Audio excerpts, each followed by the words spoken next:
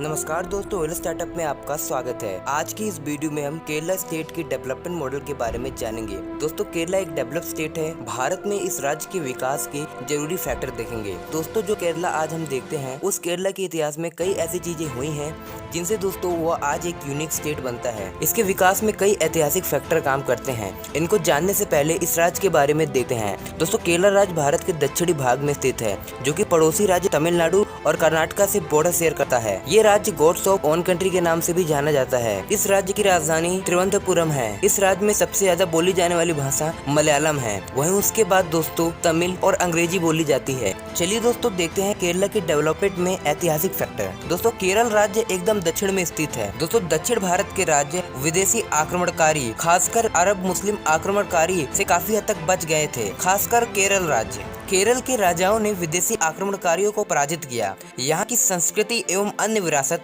उत्तर भारत की तरह अरब आक्रमणकारी विनाश नहीं कर पाए। साथ ही यह राज्य भारी सांस्कृतिक विनाश से बच गया। इसमें दोस्तों इस क्षेत्र के राजाओं का महत्वपूर्ण योगदान रहा है। वह अपने युद्ध कौशल से राज्य को बचाते रहे हैं। इस राज्य में त्रवणकोर के राजाओं ने कई योगदान दिए हैं, जो इस राज्य को शेष भारत से अलग बनाता है। त्रवणकोर एक हिंदू साम्राज्य था। इस साम्राज्य का काल 1729 से शुरू हुआ और 1795 में ब्रिटिश काल के तहत हो गया। वहीं दोस्तों 1947 में यह साम्राज्य विघटित हो गया। इस समय काल के अंदर केरला में ऐसी चीजें हो रही थी जिससे शेष भारत वंचित था। यहाँ के राजाओं की ये विशेषता थी कि अपने राजस्व का छोटा सा हिस्सा निजी उपयोगों के लिए खर्च करते थे एवं शेष हिस्सा प्रजा के लिए खर्च करते थे। यहाँ राजा और प्रजा का गहरा संबंध होता था। यहाँ के राजाओं ने साम्यवाद और सामाजिक सुधारों को अपनाया, जैसे कि महिलाओं को शिक्षा, संपत्ति का अधिकार, तलाक और पुनर्विवाह। इस क्षेत्र की महिलाओं की स्थिति शेष भारत की महिलाओं से उच्च होने का यह एक बड़ा कारण है। त्रवणकोर के अंतिम शासक, जिनका नाम चिथिरा थिरुनल बलराम वर्मा था, जिन्होंने 1931 से 1949 तक शासन किया। त्रवणकोर के अंतिम शासक चिथिरा थिरुनल बलराम वर्मा, जिन्होंने इस क्षेत्र की शिक्षा, रक्षा, अर्थव्यवस्था एवं सामाजिक विकास में क्रांतिकारी परिवर्तन लाए। राज्य के अंदर औद्योगिकरण की शुरुआत की। यहाँ उद्योग स्थापित हुए। साथ ही उन्होंने संगीतकारों, कलाकारों, नर्तकों और वैदिक विद्वानों का संरक्षण भी किया। इससे ये पता लगता है कि पुराने समय से ही केरला में संस्कृति के संरक्षण पर ध्यान दिया गया। कई अंग्रेजी विद्यालय खोले गए।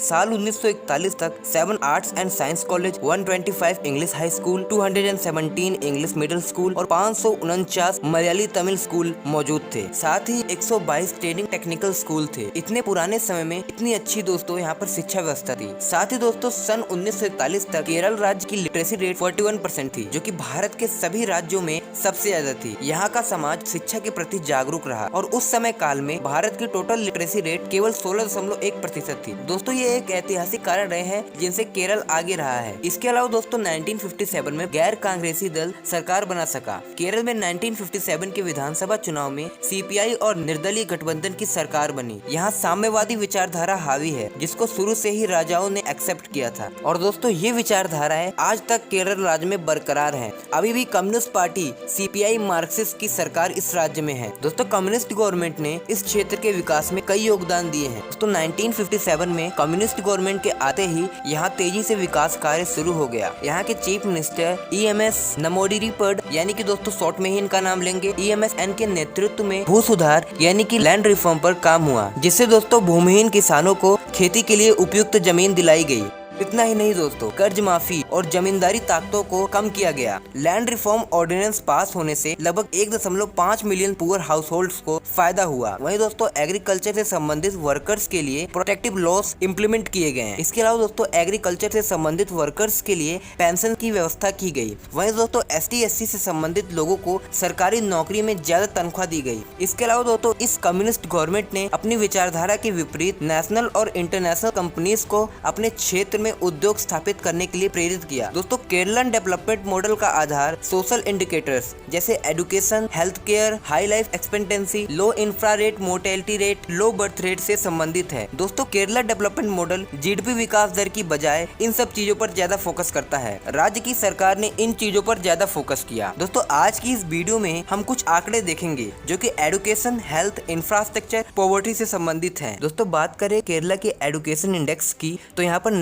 74% लिटरेसी रेट है, जो कि इंडिया में वन ऑफ द बेस्ट है। ये आंकड़े 2011 के हैं और 2020 तक इनमें कई बदलाव आ चुके हैं। नीति आयोग की रिपोर्ट 2019 के अनुसार केरला का एजुकेशन सिस्टम बेस्ट है। यहाँ क्वालिटी एजुकेशन मौजूद है। यहाँ आरबीआई के 2013 के आंकड़ों के अनुसार 7.05% पॉवर्टी रेट है। वहीं दोस्तों मल्टी डायमेंशन पॉवर्टी इंडेक्स की बात करें, जिसके नाम से ही पता लग रहा है कि यह मल्टी यानी पॉवर्टी नापने के कई इंडिकेटर्स के साथ स्टेट्स और कंट्रीज को रैंकिंग प्रोवाइड करता है। इसमें दोस्तों स्वास्थ्य, शिक्षा, लिविंग स्टैंडर्ड को देखते हुए राज्यों को रैंकिंग प्रोवाइड कराता है। इसमें दोस्तों केरला टॉप पर है। वहीं दोस्तों इलेक्ट्रिफिकेशन की बात करें तो केरल राज्य ने रिपोर्ट किया है कि यहाँ 100% हाउस होल्ड के पास इलेक्ट्रिसिटी है 2019 तक। और दोस्तों 2011 के जनगणना के अनुसार यहाँ 19% हाउस होल्ड्स के पास इलेक्ट्रिसिटी कनेक्शन था। वहीं दोस्तों बात करें शौचालयों की उपलब्धता केरला के अंदर, तो दोस्तों 2011 की जनगणना के अनुसार 95.2% हाउस होल्ड्स के पास टॉयलेट था। वहीं दोस्तों 2020 तक 100% हाउस होल्ड्स के पास केरला के अंदर टॉयलेट्स है, यानी कि दोस्तों केरला 100% शौच मुक्त हो चुका है। वहीं दोस्तों इस राज्य की जीडीपी पर कैपिटा की बात करें तो दोस्तों केरला की जीडीपी पर कैपिटा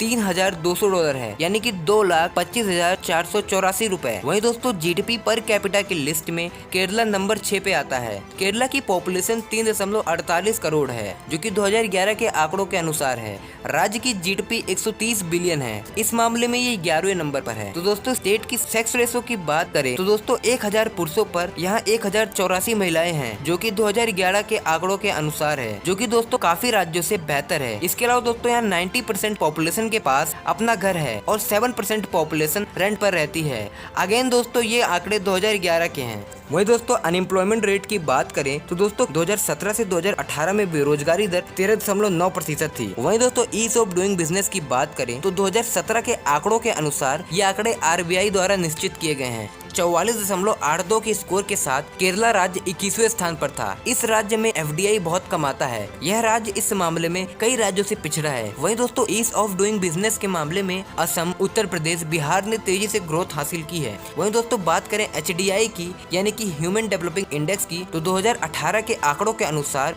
0.779 अंक के साथ केरल राज्य भारत में पहले स्थान पर रहा है। दोस्तों एचडीआई कई चीजों के आंकड़ों के हिसाब से रैंकिंग निर्धारित करती है, जिसमें literacy rate, education, GDP per capita, education quality के हिसाब से पॉइंट दिए जाते हैं। केरला कई मामलों में यूरोपियन कंट्रीज से भी बेहतर है।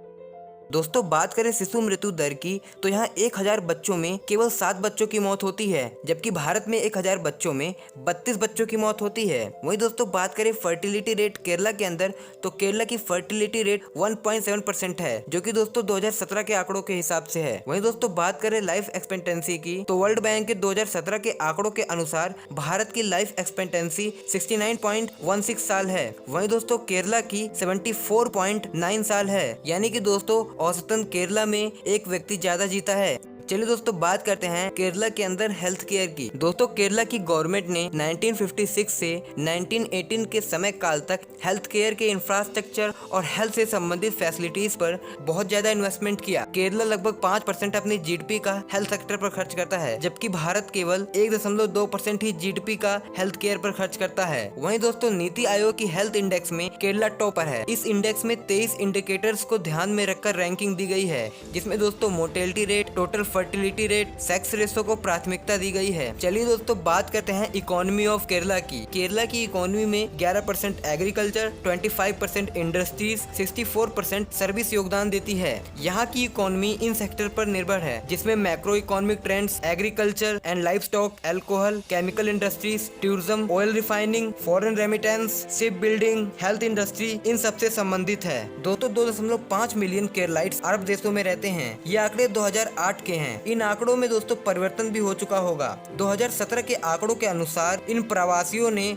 90,000 करोड़ अपने राज्य में भेजे, जो कि 35% स्टेट की इनकम में योगदान दे रहा है। इससे दोस्तों हमें केरला और अरब के रिलेशनशिप के बारे में पता लगता है कि केरला की इकोनॉमी अरब देशों पर कितनी निर्भर है। दोस्तों वहीं केरला की इकोनॉमी में टूरिज्म इंडस्ट्री 12% योगदान देती है और केरला की गवर्नमेंट इस कंट्रीब्यूशन को 20% तक बढ़ाना चाहती है। साथ ही दोस्तों केरला का हेल्थ सेक्टर भी इकोनॉमी में एक अहम योगदान देता है। यहाँ नेशनल और इंटरनेशनल पेशेंट आते हैं। यहाँ आधुनिक चिकित्सा के साथ आयुर्वेदिक चिकित्सा भी प्रसिद्ध है। यहाँ पश्चिम एशिया और ब्रिटेन से मॉडर्न मेडिकल ट्रीटमेंट के लिए पेशेंट आते हैं। ओवरऑल दोस्तों Kerala is a medical hub of south India. इसके इसके साथ दोस्तों यहाँ का मछली उद्योग भी आम लोगों के जीवन में महत्वपूर्ण भूमिका निभाता है। चलिए दोस्तों बात करते हैं इंफ्रास्ट्रक्चर ऑफ केरला की। दोस्तों केरला में 1,45,704 किलोमीटर सड़कों की लेंथ है, जिसमें दोस्तों 1,524 किलोमीटर नेशनल हाईवे है। वहीं दोस्तों 4,341 किलोमीटर स्टेट हाईवे हैं। केरला में सबसे बड़ा हाईवे NH66 है। इससे दोस्तों हमें ये पता लग जाता है कि केरला में रोड कनेक्टिविटी अच्छी है। और दोस्तों कोची सिटी में मेट्रो भी ऑपरेशनल है। राज्य में 4 इंटरनेशनल एयरपोर्ट मौजूद हैं जो कि ऑपरेशनल है। वहीं 2 इंटरनेशनल एयरपोर्ट प्रस्तावित हैं। जहां दोस्तों यूपी जैसे बड़े राज्य में केवल 2 इंटरनेशनल एयरपोर्ट है और एक छोटे से राज्य केरला में 4 इंटरनेशनल एयरपोर्ट हैं। दोस्तों केरला में इंटरनेशनल एयरपोर्ट की मांग का एक बड़ा कारण यह भी है कि यहाँ एक बड़ी संख्या में प्रवासी अरब देशों में रहते हैं। ओवरऑल दोस्तों केरला का इंफ्रास्ट्रक्चर मजबूत है। इसके अलावा दोस्तों राज्य में अनएम्प्लॉयमेंट रेट में वृद्धि जारी है। FDI बहुत कम आता है। इसके अलावा दोस्तों राज्य के अंदर ज्यादातर लोकल्स बिजनेस सेटअप नहीं करना चाहते। अच्छी अपॉर्चुनिटी के लिए लोकल्स जो कि यहाँ के लोग हैं वो बाहर जाना पसंद करते हैं, जैसे कि दोस्तों पंजाब स्टेट में होता है। यहाँ उद्योग अच्छी तरह से विकसित नहीं हुए हैं। साथ ही इस राज्य में